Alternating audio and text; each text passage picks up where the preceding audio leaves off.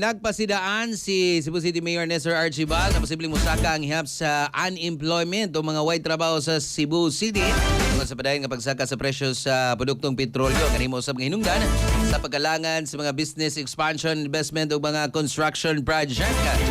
Iparehag ni Mayor Archibald among ang lantaw atol sa Regional Development Council RDC meeting diin gisgutan sa mga lokal nga lider ang epekto sa fuel crisis ug mga lakang aron sa paminusan ng epekto niini.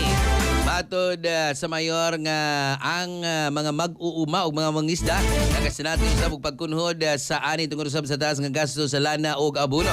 Samtang ang gagmay ug medium nga negosyo nagataw usab sa pag-ubos sa halina. Nagpasiugda ang Cebu City Government sa mga lakang aron sa makontrol ang gastos panginabuhi ug mahatagan og targeta nga subsidiya mga sektor nga apektado.